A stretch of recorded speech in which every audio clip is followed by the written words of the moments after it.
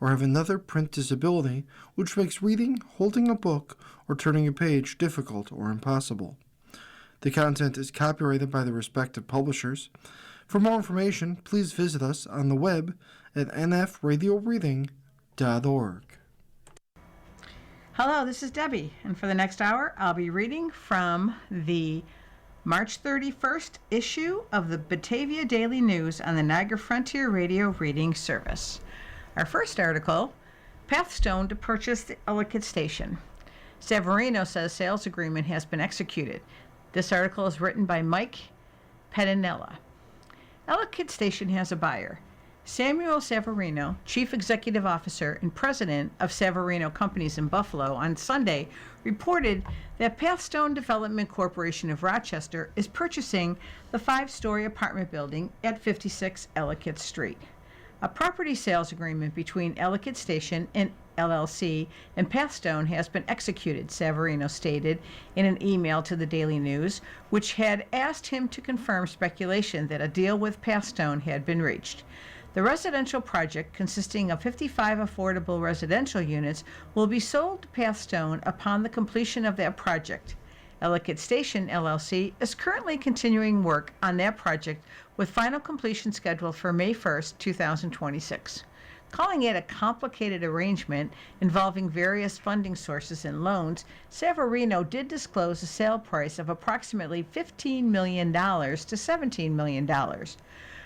Personally, the project from beginning to where we are now has cost me plenty over the years, including now, he said. However, we wanted to finish what we started. Upon completion, it will serve as an affordable housing project as we originally intended. Severino has previously disclosed that he was negotiating with Pathstone to purchase and/or manage the residential facility. The Daily News has reached out to Jason Sackett, Pathstone Senior Vice President for Real Estate Development, for comment.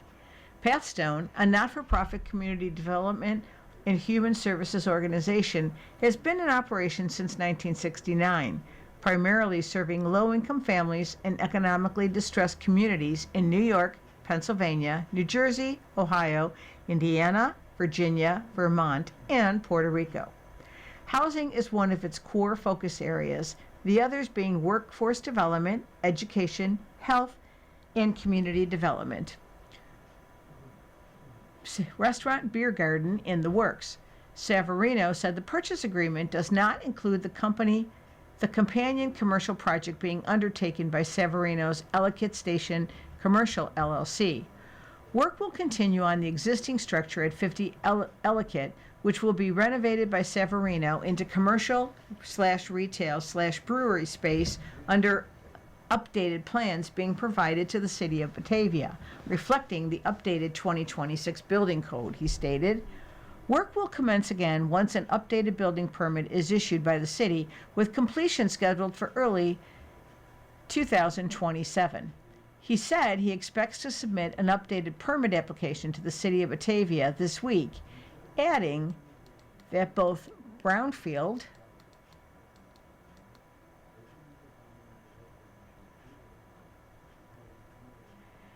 sites beneath the two projects will be fully remediated this year. Severino said he is actively marketing for a tenant for the existing building, as well as build-to-suit or commercial tenancies for the vacant former Santee Auto Sales and Surface property at the corner of Ellicott and Jackson Streets. He said up to 17,000 square feet of ground floor divisible space is available. The sale announcement may finally bring some closure to the plight of the apartment complex, which has been plagued by construction delays and stop pages, as well as financing difficulties since the project was announced in 2016.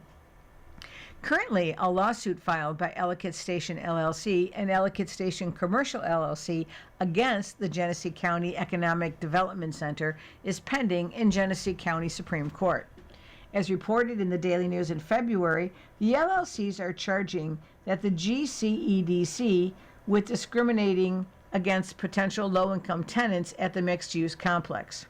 Ellicott Station LLC and Ellicott Station Commercial LLC have filed suit against the GCEDC for its clawback of sales tax exemptions in pilot payment in lieu of taxes agreements for both commercial and residential projects, Savarino said. That action will continue.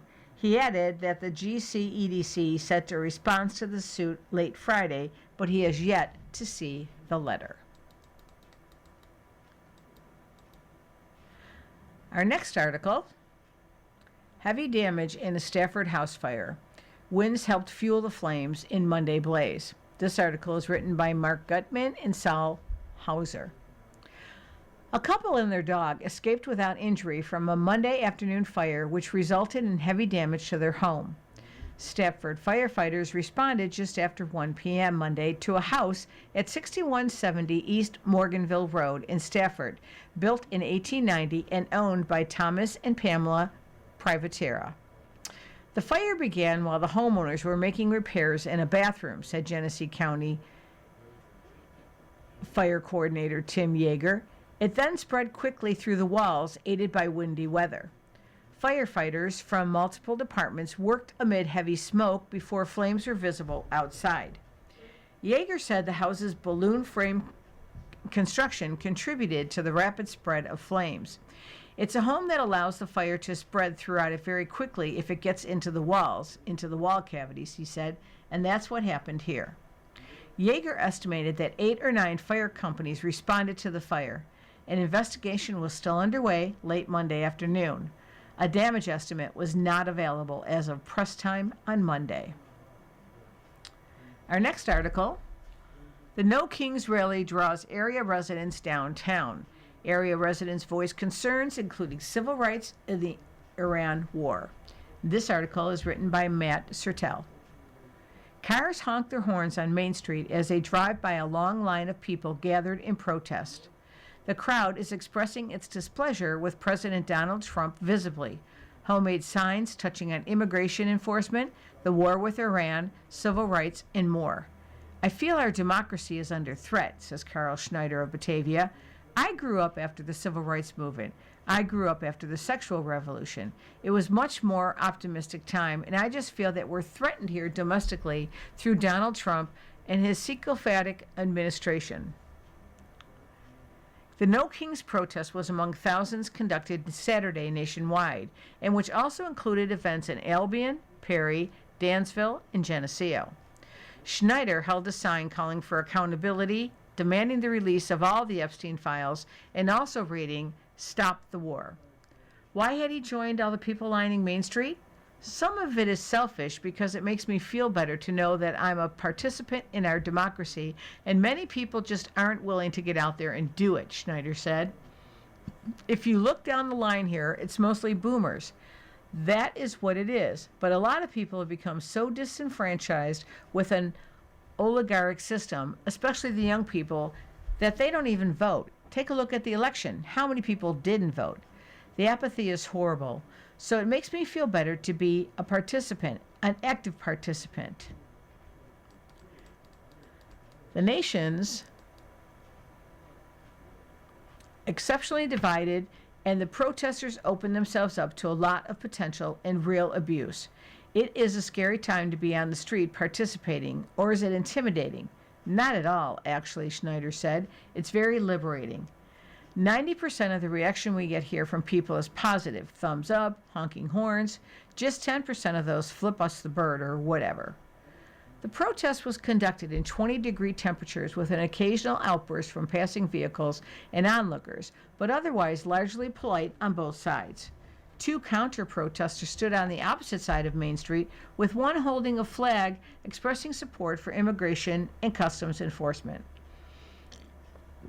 Nearby, Deb Persia and Amanda Brown, both of Batavia, also demonstrated with signs. Why were they participating? I had to, Persia said. I have to do this. I decided to be here. It's terrible what's going on, she continued. I'm 77, and I think of my grandchildren and my family. It has to end. It just has to end. Persia's sign had an image of Trump as a jester. It read, "No king, but a fool." She said she can't understand why Republicans can't stand up to him, describing him as a fool. Why people can't see that? I think they can see it, but they're just afraid, you know, she said. He is definitely a fool. She said it's hard to believe what's happened and that people knew what they were getting when they voted for him again, describing Trump as a petty man out for himself. It's very upsetting, he said. Brown's sign read, "Fight ignorance, not immigrants." You just have to be part of the solution, she said. I'm not really somebody who's been that active in rallies, but there's just so many issues, and it's great to be here with the other folks that are like-minded and make a difference. Brown doesn't like that people are at each other's throats so much. We just need to be talking to each other again and being hopeful, she said. This is my third rally. I've been to a couple in Rochester, and these people are so nice, and it's so joyful, and there's singing and connection, and that's what it's all about. The protesters also included Jay Gassell of Batavia. I don't believe what's going on in our nation's capital right now and around our country is part of what the Founding Fathers started 250 years ago. It has got to be stopped, he said. Hopefully, starting in November elections, we're going to go on from there. The White House, in a statement Saturday, said dismissed the protests as a Trump derangement therapy session. The National Republican Congressional Committee also scoffed at the events. These Hate America rallies are where the far left's most violent, deranged fantasies get a microphone, Maureen O'Toole, spokesperson for the Republican group, told the Associated Press. Our next article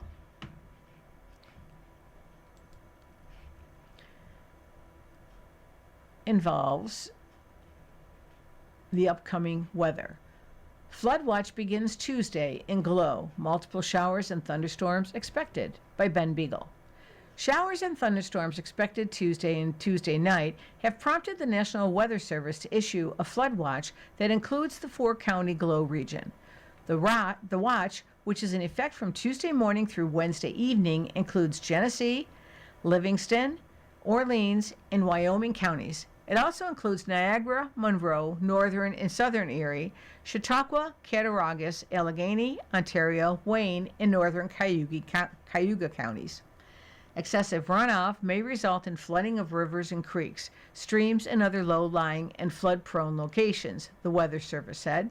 Multiple rounds of showers and embedded thunderstorms are expected between tonight and Tuesday night, which may result in several inches of rainfall over a 2 to 3 day period. Excess runoff from this rainfall may cause area waterways to reach or exceed bankfull stage, the Weather Service said. Local amounts may exceed 2 inches if thunderstorms train over the same area, according to the Weather Service. In addition, there is a slight risk of severe thunderstorms late Tuesday afternoon through Tuesday evening across western New York. The primary hazard will be locally strong wind gusts with a secondary lower risk of large hail and isolated tornadoes, the Weather Service said. General flooding away from area waterways will also be possible during this time frame, especially in typical low-lying and poor drainage areas, the Weather Service said. Those living in areas prone to flooding should be prepared to take action should flooding develop. Our next article: The RTS is shifting its bus hub to Jefferson and Elva, by Michael Pettinella. Dial-A-Ride in Genesee County is on the move. Effective on April 6th, the main transfer point for the regional transfer services routes in Genesee County will be moving from City Center to Jefferson Avenue and Elva Place next to Washington Towers. We're moving the hub in the city about 725 feet away from the current location, said Tom Brady, Public Information Officer for the Rochester-based RTS. More information, including a map and flyer, is expected to be posted this week on the RTS website, www.myrts.com. Braid said the hub is where our routes kind of come in and out of that one spot, where people can catch the bus there, catch one bus, and transfer to a different bus there. Beyond that, Brady responded that RTS Genesee is looking to relocate its operations center and service storage area. Currently, it is leasing space at the Genesee County Highway Department grounds on Cedar Street. Yes, I've talked to some of my colleagues, and they confirm that we are evaluating the former Rite Aid site on East Main Street as a potential location, he said. We're very early in the process and have a lot of work to do, as well as other sites to evaluate before making any decisions. This will be a multi-year process. RTS provides bus rides in 8 counties: Monroe, Genesee, Livingston, Orleans, and Wyoming, Ontario, Seneca, and Wayne.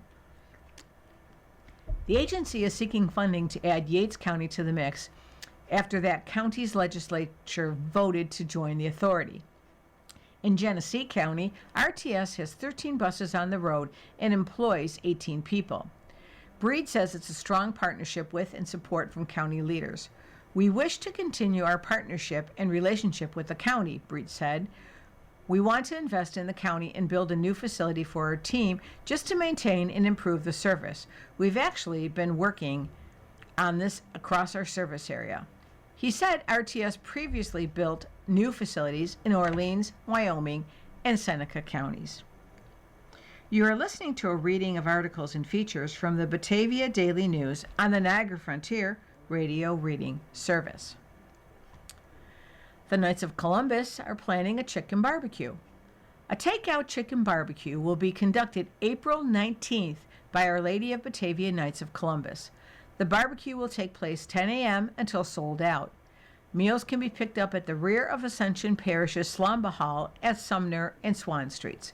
Dinners will cost $15. They will include a half chicken, macaroni salad, potatoes, dessert, and a dinner roll. Proceeds will benefit local charities. Pre-sale tickets are preferred by calling Mike at 585-343-3810. Again, that's Mike at 585-343-3810. There's only 3 more days to find that golden egg. Batavia youths Quinn Stellahar, Timothy Moore, Dante Caswell, and Killian Quietek will all walk away from Saturday's Kiwanis Club Easter egg hunt with a chocolate Easter bunny from Oliver's after locating the golden egg that has been hidden each day this week in Centennial Park. New eggs will be hidden in the park again today, Wednesday, and Thursday in advance of Saturday's Easter egg hunt, which begins at 9 a.m. The Kiwanis Club of Batavia asks that lucky finders submit a picture holding the egg besides its hiding spot. Our next article, bus driver in Pembroke crash had 19 years of experience. This article is written by Saul Hauser. The driver who lost control of a bus on the thruway in Pembroke last August, causing a rollover that killed 5 passengers and injured dozens more, had 19 years of experience at the time of the crash, according to Governor Kathy Hochul's office. In a statement issued to the Daily News by email Sunday night, Hochul spokesperson Sean Butler said that Xiao received his commercial driver's license in 2006. Butler's statement came in response to a request for comment on a press conference held in Batavia Friday morning by Nassau County Executive Bruce Blakeman, Republican, Atlantic Beach, who is the Republican and conservative candidate for governor, and State Senator George Borrello, who is a Republican from Sunset Bay. During Friday's press conference, Blakeman and Borrello blamed Hochul and the State Department of Motor Vehicles for allowing Xiao to drive commercial vehicles, noting his use of an interpreter in court appearances and stating incorrectly that he does not speak English. Blakeman said the guilty party in the bus crash was Hochul, whom he said didn't do enough to prevent a driver like Xiao from getting a commercial driver's license. This individual couldn't barely speak a word of English, yet he's entrusted to drive 50 people on what they thought would be a safe and secure trip, he said. It's a failure of her policy, it's a failure of her leadership, and it is demonstrated time and time again with her pro-criminal policies that give more rights to criminals than they do to victims. Borrello echoed his comments. This man, who has a New York State CDL license, had to have a Chinese interpreter in order to understand the charges against him, Borrello said. This is the problem. This is where Governor Kathy Hochul and everyone else around her in her administration have chosen politics over public safety. Someone who cannot speak and understand English and comprehend English should not have a CDL license here or anywhere else. Xiao speaks English, though it isn't his first language, District Attorney Kevin Fennell, who is prosecuting Xiao's case, said earlier this month. Butler noted that when Xiao received his CDL in 2006, Republican Governor George Pataki was in office. He also included a written statement identical to one provided on Friday by the state DMV. The Department of Motor Vehicles is committed to the safety of New York's roads, statement read. While we cannot comment on ongoing investigations, DMV follows all federal laws when issuing commercial driver license. Scoring cheap political points on a tragic crash and spreading misinformation to New Yorkers about what is ultimately an issue regulated by the Trump administration does nothing to make our state safer. Our next article, an Albion man gets 12 years for child porn. An Albion man who pleaded guilty to receiving child pornography, including images of an infant and depictions of violence, was sentenced Monday to 12 years in federal prison. Norman Kelly, age 69, was arrested on February 7, 2024, and originally charged with production of child pornography. The lesser charge to which he ultimately pleaded guilty carried a mandatory minimum penalty of 5 years in prison, with a maximum of 20 years and a $250,000 fine. Kelly used his laptop computer between March 12th and September 20th, 2023, to entice minors to engage in sexually explicit behavior for the purpose of producing images, which he would receive via the internet, prosecutors said. Kelly received a sexually explicit image of a female girl about 10 to 12 years old on March 12th of that year. He also received a sexually explicit video file of an infant female about 18 months to 3 years old on July 20th. Kelly possessed about 475 image files and 377 video files of child sexual abuse material. Some of the images included depictions of violence against children. The material was originally discovered on October 20th, 2023, by a U.S. Customs and Border Protection officer at Detroit Metropolitan Airport following Kelly's arrival on a flight from Incheon, South Korea, after taking a month-long vacation to Cebu, the Philistine, to visit friends, according to court documents. The officer noted a lack of eye contact during questioning, inconsistencies in Kelly's travel story, and nervous behavior, including failure to explain the names of friends for whom he had obtained 2 stuffed animals in his checked luggage. Upon reviewing Kelly's laptop computer, cell phone, and a USB thumb drive, the officer found files that appeared to be child pornography, prompting further investigation by Homeland Security investigations in Buffalo and Detroit, and by Customs and Border Protection.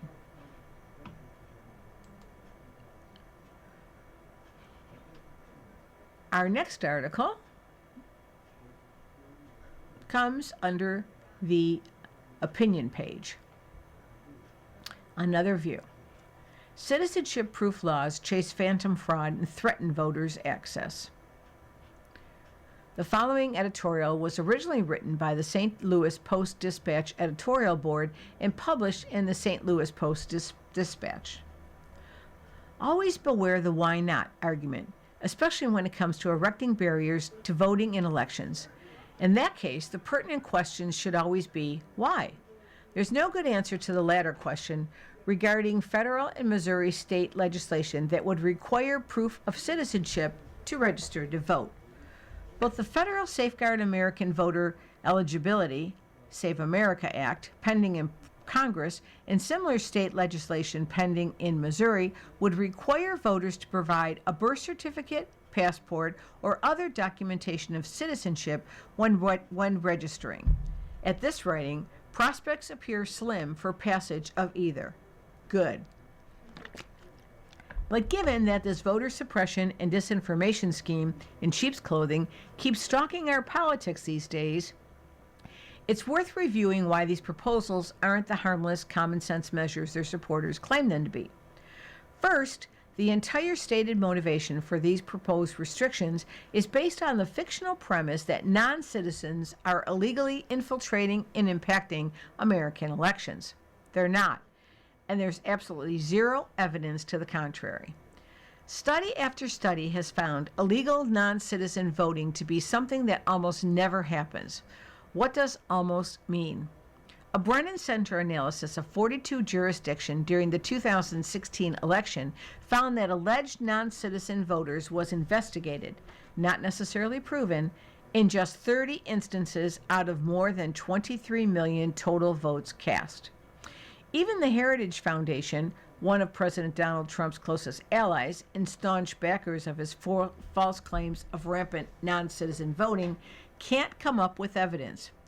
Heritage created a database of what it claims are cases of illegal voting in elections going all the way back to the 1980s, and over all those years found just 68 instances of alleged non-citizen voting. Trump himself, early in his first term, appointed loyalists to his Presidential Advisory Committee on Election Integrity to great fanfare, seeking to prove that massive illegal immigrant voting has skewed the 2016 popular vote against him. His commission was quietly disbanded just months later after finding exactly nothing. These conclusions jibe with common sense. Non-citizen voting is a violation of both state and federal law. Voters already must sign a statement confirming their citizenship when registering to vote under penalty of perjury.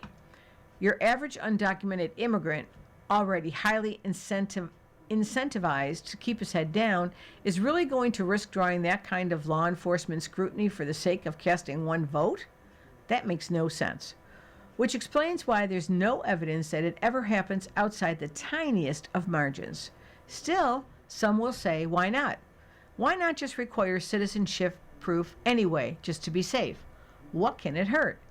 It actually can hurt the million of Americans who don't have ready access to proof of their citizenship. More than 20 million, according to another Brennan Center analysis. The two most common documents for citizenship proof would be passports and birth certificates. Lower income Americans are far less likely to have passports, which, given the reality of racial economic disparity in America, effectively means that minorities are less likely to have them. As for birth certificates, what about women who have changed their names upon marriage? The League of Women Voters estimate that almost 70 million American women could have difficulty presenting qualifying paperwork reflecting their current names. To these solid, familiar answers to the question of why not, we would add one that doesn't get enough discussion. This entire project is in service to legitimizing the biggest lie of rampant non-citizen voting that Trump has been bellowing for a decade now, and it mustn't be legitimized. Whether it is to assuage his ego regarding a 2020 re-election loss, he still refuses to acknowledge or to skew the coming midterms, or at least lay groundwork to challenge potential Democratic gains. Massive non-citizen voting remains an article of faith to this president. Federal and state laws endorsing this delusion aren't the same as evidence, but to Trump's bottomless id, it would certainly feel like validation. All indications are that's the only reason Congress, the Missouri legislature, and the other jurisdictions are engaged in this massive snipe hunt. Passing laws to address a problem that doesn't actually exist outside the president's alternate reality may serve him, but it doesn't serve Missourians or other Americans, and it certainly doesn't serve democracy. That's why not.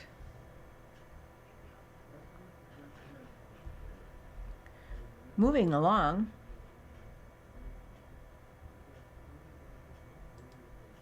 to the Nation and World's part of the newspaper. Trump warns Iran of escalation. The USS Tripoli amphibious assault ship arrives in the region. Before I start this, let me remind you that you are listening to a reading of articles and features from the Batavia Daily News on the Niagara Frontier Radio Reading Service. Okay, U.S. President Donald Trump repeated threats to destroy Iranian energy assets if the Strait of Hormuz isn't reopened soon, raising fears that the war could escalate after more American troops arrive in the region. The U.S. is in serious discussions with what he called a new regime in Iran to end military operations. Trump said in a social media post on Monday, "But if a deal isn't reached and Hormuz reopened, we will conclude our lovely stay in Iran by blowing up and completely obliterating all of their electric generating plants, oil wells in Karg Island, and possibly all desalination plants." Trump has regularly vacillated between saying a deal with Iran is imminent and warning that he's prepared to up the military tempo, though in this case, the threat to water facilities would constitute a war crime as defined by the Geneva Conventions. Iran has consistently said peace talks aren't progressing and has signaled that it can carry on fighting for much longer. The U.S. leader's comments came as Israel and Iran exchanged missile strikes, with the war continuing into a second month. The conflict is threatening to cause severe economic damage around the world, with the closure of the critical Hormuz waterway choking supplies of energy, fertilizer, and other critical commodities. U.S. Treasury Secretary Scott Bessent told Fox News that the U.S. is going to retake control of Hormuz, ensuring safe navigation through U.S. escorts or a multinational escort. This idea was initially raised in the early weeks of the war, though so far hasn't been achieved. Egyptian President Abdel Fattah el-Sisi on Monday issued an appeal to Trump to end the conflict, saying only the U.S. president is capable of doing so. He warned of the dangers of rising energy prices on the economies of developing nations and political stability. Egypt is, along with Pakistan and Turkey, trying to mediate between Iran and the U.S. Brent crude, on track for a record monthly increase, rose more than 2.5% to about $115 a barrel on Monday's trading. Oil's advance since the start of the year is now around 90%, stoking expectations of slower growth and faster inflation worldwide. The U.S. military said over the weekend that about 3,500 sailors and Marines have arrived in the Middle East on an amphibious assault ship, raising fears of an escalation in the conflict rather than an imminent switch to diplomacy. The Tripoli Amphibious Ready Group is also carrying fighter aircraft. The Israel Defense Forces says it's carrying out airstrikes on Iran a day after attacks resulted in power outages in the capital, Tehran, and nearby areas. Iran said it's striking Israel, which reported a strike on the Bazan oil refinery in Haifa, although not to production facilities. The United Arab Emirates issued multiple alerts overnight. In Saudi Arabia and Kuwait reported a number of interceptions of drones and missiles. Trump told reporters aboard Air Force One on Sunday that an agreement to end fighting could come soon, claiming that Iran agreed to most of the 15 demands the U.S. has issued without offering specifics. Iran suggested that that isn't the case, having publicly rejected the proposal last week. The demands conveyed to us have been excessive and illogical, Foreign Ministry spokesman Ismail Baghai said in press conference on Monday, according to the semi-official Tasnim news agency. U.S. Secretary of State Marco Rubio declined to say who the U.S. is engaged with on the Iran side, telling ABC's Good Morning America that it would put them in danger. There's some fractures going on there internally, he said. Iran has insisted on its own conditions to end hostilities, issuing a 5-point plan that includes demands such as payment of war reparations that Trump and Israel are unlikely to accept. Tehran also has called for an end to the war on all fronts, a likely reference to Israel's parallel operation against Iran-allied Hezbollah in Lebanon. Tehran-backed Houthi militants in Yemen entered the war over the weekend, launching missiles and drones at Israel, adding an additional front to the fighting. More than 4,750 people have been killed so far, roughly three-quarters of them in Iran. Iran's weekend strikes on the Middle Eastern aluminum plants are threatening to send a fragile market into crisis, raising the prospect of record prices for the metal used in everything from airplanes to food packaging and solar panels. In an interview with the Financial Times, Trump said that he wants to take the oil in Iran, which would involve occupying the country's main export hub of Karg Island, also the location of an Iranian naval base. That would mark a major escalation of the conflict involving U.S. ground troops. Our men are waiting for American soldiers to enter on the ground, Iranian Parliament Speaker Mohammad Baghdad Ghalibaf said, according to Tasman. Trump is also considering a military operation to seize Iran's near bomb-grade uranium. 3 diplomatic officials briefed on the matter told Bloomberg News earlier this month. Pakistan said it was ready to facilitate peace talks between the U.S. and Iran in the coming days after hosting a meeting of foreign ministers from Saudi Arabia, Turkey, and Egypt. Pakistani Foreign Minister Ishaq Dar, who didn't elaborate on the timeline or the likelihood of such talks taking place, called for creating the right conditions for structured discussions between the parties. Trump has pushed for negotiations as U.S. gas prices soar in a congressional election year. He twice delayed a deadline for Tehran to agree to reopen the Strait of Hormuz, through which about a fifth of the world's oil and liquefied natural gas typically flows, or face the destruction of its power plants. The war has left over 4,750 people dead, according to governments and non-governmental agencies.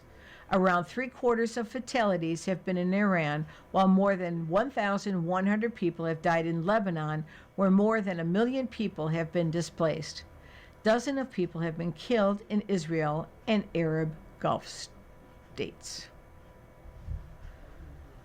Our next article, ICE admission sparks fury. Attorneys demand that those arrested be freed. This article is written by Molly Crane Newman and Emma Sewell. The admission by President Donald Trump's Justice Department last week that Immigration and Customs Enforcement provided false information to justify mass arrests at immigration courts has sparked fury among attorneys and advocates and demands that those detained in the crackdown be freed. Federal prosecutors in Manhattan told a judge on Tuesday that an ICE memorandum that had repeatedly cited to defend the agency's immigration court arrests in an ongoing lawsuit did not, in fact, justify the practice. They said the office had been repeatedly told otherwise by ICE.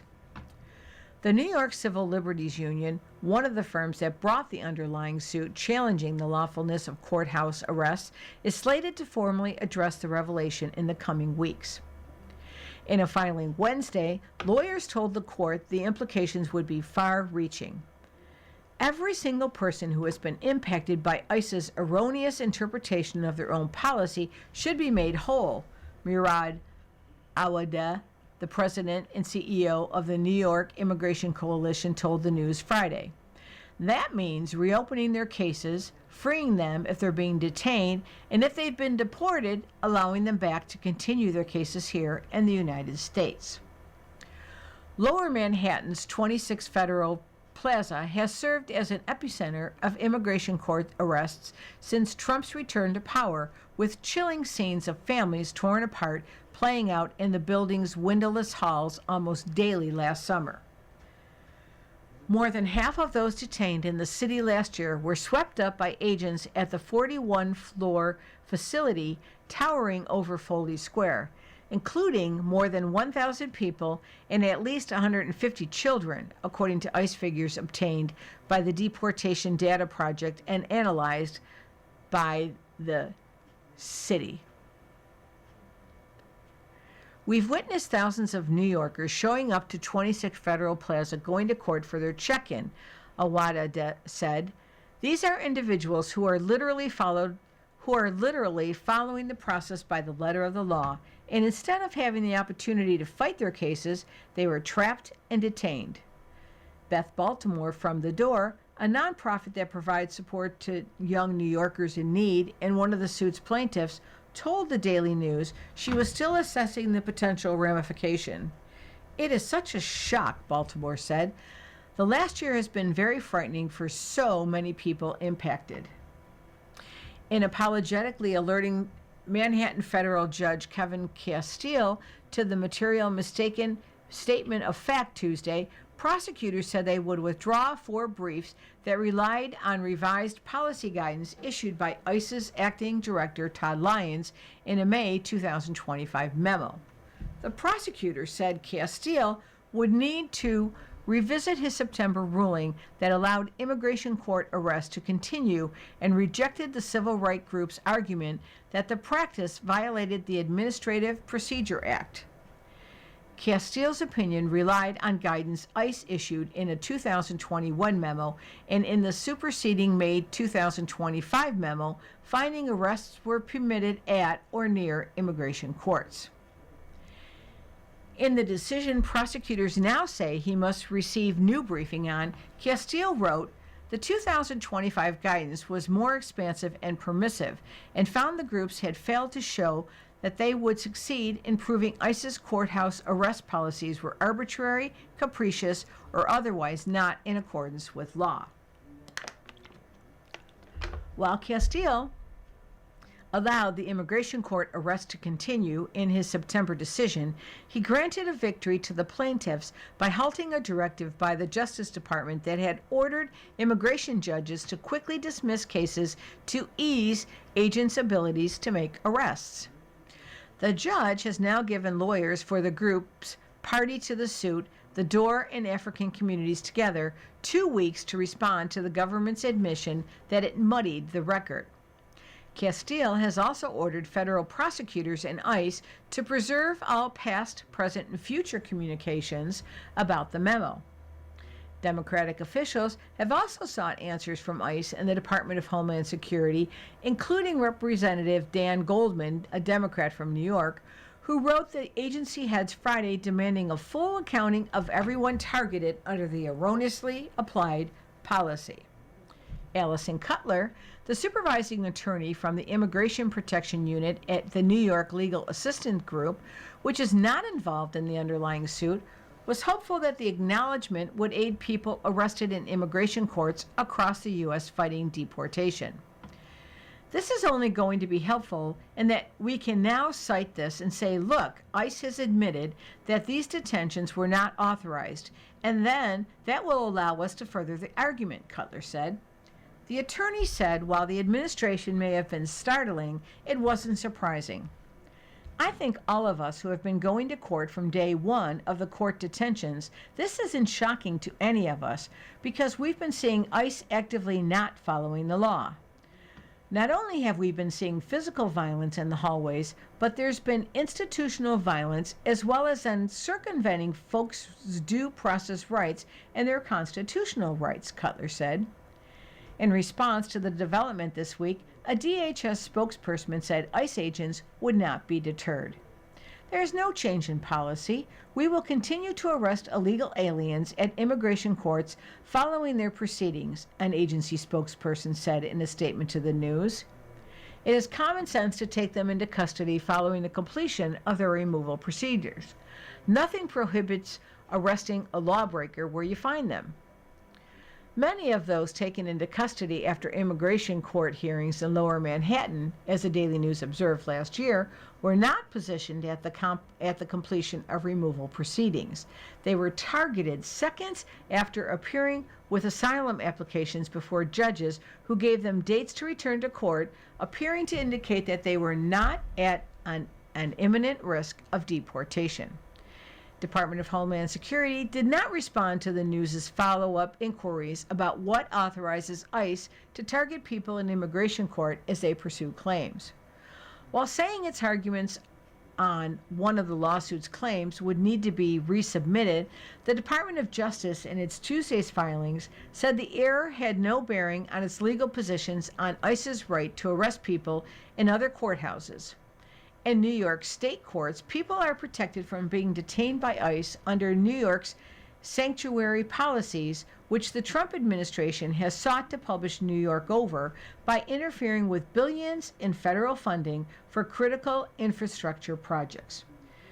Judges and prosecutors in immigration court are part of the executive branch answerable to the Trump-appointed heads of the Justice Department, unlike in the federal court system in which judges work for the judicial branch. Cutler said that Tuesday's bombshell would further erode the Trump administration's credibility in the courtroom. Judges across America have in recent months taken it to task, like Minnesota Judge Michael Davis, who in January said that the administration had stretched the legal process to its breaking point in an attempt to deny non-citizens their due process rights. This is not business as usual. Our courts and our court system is not functioning as it normally has in the past. I mean, this is an attack on our democracy and an attack on all of our institutions, our entire rule of law, Cutler said. ICE's actions, the government's actions, these material misrepresentations are undermining the trust and credibility, not just in immigration court, but our entire judicial system. And I think federal judges are starting to see this. And this is only going to be further proof of that, and it can help support our work. You are listening to a reading of articles and features from the Batavia Daily News, the Niagara Frontier Radio Reading Service. Moving along, what's intriguing? Why is NASA spending $100 billion to return to the moon? The answer depends on who you ask. This article is written by Lauren Grush. NASA pulled off the moon landing in 1969 with a clear goal from the onset: to be the first nation to put people on the lunar surface. The U.S. was locked in a space race with the Soviet Union, and the Apollo 11 landing helped cement America's lead in the competition to be the reigning geopolitical superpower in the depths of the Cold War. Now, NASA is heading back with its Artemis program. As early as April 1st, the agency will send a crew of 4 around the moon as a precursor for a landing this decade. But why spend nearly $100 billion to repeat a journey NASA has already made? The goal of Artemis is less obvious than that of Apollo, so much so that the justification for NASA's lunar return largely depends on who is answering the question. It could be about outracing its current rival, China. It might be sustainability, setting up a lunar base to make further exploration easier. Or it could be much simpler. NASA is returning to the moon because it wants destinations for its astronauts, and the lunar surface is the next logical place to showcase its technical prowess. Human spaceflight is at the core of the institution of NASA, going back to Apollo, and the self-identity of a large swath of the agency, said Casey Dreyer, Chief of Space Policy at the Planetarium Society, a space advocacy group. The Apollo program set a precedent that NASA should strive to have a flagship human spaceflight initiative that drives U.S. space exploration forward. After Apollo, NASA's crewed efforts rallied around the Space Shuttle and then the International Space Station, both in low Earth orbit rather than farther out in space. With the shuttle retired and the ISS set to end this decade, NASA sees a future where humans can travel deeper into the solar system. Now that, in a sense, NASA has done low Earth orbit and done the reusable shuttle, it's now the moon, Dreyer said. There has been tension for decades, however, about where the next cosmic destination should be, back to the moon or onward to Mars. Programs to do one or the other often struggle to stay funded because of limited resources and revolving political ambitions. But in 2017, President Donald Trump signed an executive order to return humans to the moon, and thanks to a combination of hardware already in development and sustained political momentum, the Artemis program has endured. The moon is also in astronauts' reach with current technology, unlike Mars. We went to the moon and we have wanted to go back ever since, says Lori Garver, former deputy administrator of NASA under President Barack Obama. Yes. And the combination of hardware and technology have allowed us to finally be in a position where that's in sight. Mars, however, remains in NASA's sight. The agency hopes to use Artemis as a learning opportunity for what it would take to live off-world. Artemis missions will be focused on gathering scientific data about the moon and its resources, and eventually astronauts will build a base there, the design of which NASA unveiled on Tuesday. The lunar outpost will offer astronauts a deep space environment in which to live, work, and conduct experiments that could be applied to Mars living. NASA has also said it wants to use Artemis to create a lunar economy. The agency hopes resources on the moon, such as ice lurking in frigid craters and lunar minerals, could help sustain bases and perhaps create business opportunities for companies. Any industry will most likely be geared toward sustaining lunar exploration. When we think of the space economy, it will not be so centered around Earth, said Clayton Swope, deputy director of the Aerosmith Security Project at the Center for Strategic and International Studies. In the long run, though, we'll probably come to a point where we derive value from something in space that has value in space. So when I think of things like water on the moon, that will probably have value when there's activity happening beyond Earth. Though Artemis began in Trump's first term, some of the primary vehicles for the program have been in development for decades. During that time, the geopolitical landscape has changed. China has made significant stride with its space program and plans to put humans on the moon by the end of the decade.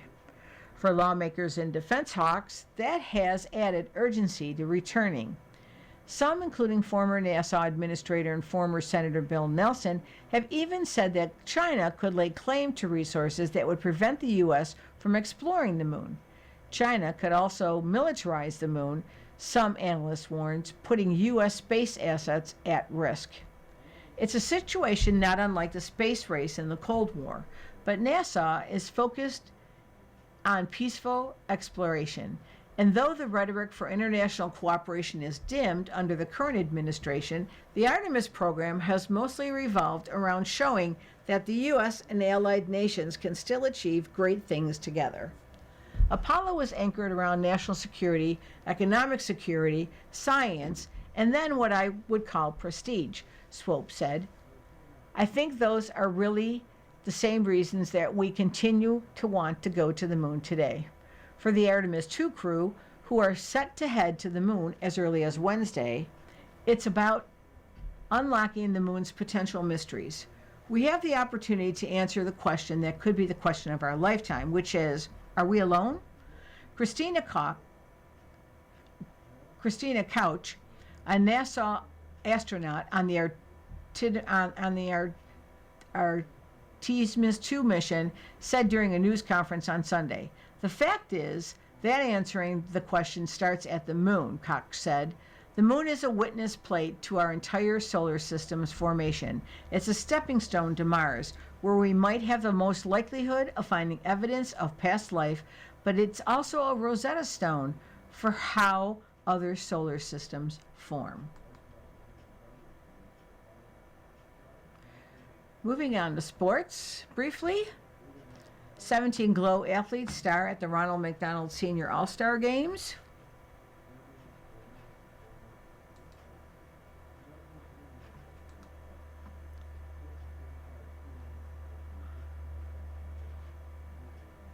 One of college sports winningest coaches thinks that Title IX is out the window.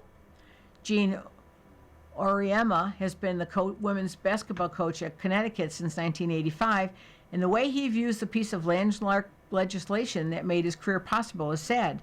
"It appears to me that at the big conference level, I think Title IX's legislation is probably over," Auriemma said Thursday afternoon during his press conference when I asked him if women's college sports can exist without Title IX. Despite his experience, leave it to a college kid who knows if her game can keep going without Title IX. "I don't think women's sports would carry on the way it is without Title IX," North Carolina's junior guard Sydney Barker said Thursday. We would be passionate enough to want to pursue sports, but we would not have those opportunities if certain policies and legislation was not in place. Title IX is one of the most significant pieces of legislation America has passed in the last 55 years. Signed by President Richard Nixon in 1972, the state of women's sports in the U.S. and the world would not be what it is today without it. This includes the NCAA women's basketball tournament, which came to Fort Worth this weekend at Dickies Arena. Title IX created a new world for American girls who have no idea what a life is like without the ability to play sports. I was always meant to play sports, and I was raised that way, UConn junior guard Ashlyn Shade said. And if Title IX was proposed today, it would be sent to the shredder. It now potentially falls into the type of policy that the current administration targets for modification or repeal. Put it under the same umbrella as Roe v. Wade, which was overturned by the Supreme Court in 2022, or DEI policies that have been removed or reduced to nothing in the past 14 months. Oriema says that Title IX is out the window. Title IX ensures schools that receive federal funding can't discriminate based on gender and must prove that they are making every attempt to provide equal dollars for men and women. In a college athletic department, the program is football. It has no equal to women's sports. Football takes up an enormous part of a budget, both in funding and scholarships. This week, a women's sports advocacy group filed a new complaint against TCU to the Department of Education, claiming the university does not offer the same athletic opportunities for women. The other problem for Title IX is that this legislation spidered into areas not originally intended. Specifically, this includes potential sexual assault claims at schools and universities, and now transgender athletes. The current administration has attacked both and prioritized keeping men out of women's sports by barring people assigned as male at birth from playing women's sports. In June 2025, the Department of Energy said it would investigate schools, athletic associations, and state education departments to pursue the president's directive to bar transgender athletes from girls' sports and eliminate diversity, equity, and inclusion programs at schools, according to the Education Week. It was odd to see the Department of Energy pursue it, and it was dropped in September. All of this noise underscores the potential vulnerability, but maybe not a gutting of women's sports. Oriema's opinion about Title IX going out the window stems from the revenue share agreement, where college athletic departments can pay their student athletes up to a maximum of $20.5 million. Most of this money is going to men's basketball and football players. This was made possible in February of 2025 when the Department of Education repealed a policy enacted by the previous administration that said the revenue must be distributed equally among the student athletes. In a world where everything is supposed to be equal, the rev share can now be unequal. Women's sports have grown, but they still need a piece of the 5-decade-old legislation for protection. You've been listening to a reading of articles and features from the March 31st issue of the Batavia Daily News. We read from the Batavia Daily News every Saturday at 9 a.m. Your reader has been Debbie. Thank you for listening. Have a great day. Coming up next in the Niagara Frontier Radio Reading Service, we have the East Aurora Advertiser. At 11 o'clock, we have the Niagara Gazette. And at noon, we have the Dunkirk Observer. Stay with us for these readings and more throughout the day. Radio Reading mails out a large print program schedule to our listeners every other month. If you have not received a Niagara Frontier Radio Reading Service large print program schedule in the mail, please call us at 716-821-5555. We will make sure that you receive one every other month. A Braille version of the schedule is also available upon request. Our number again is 716-821-5555.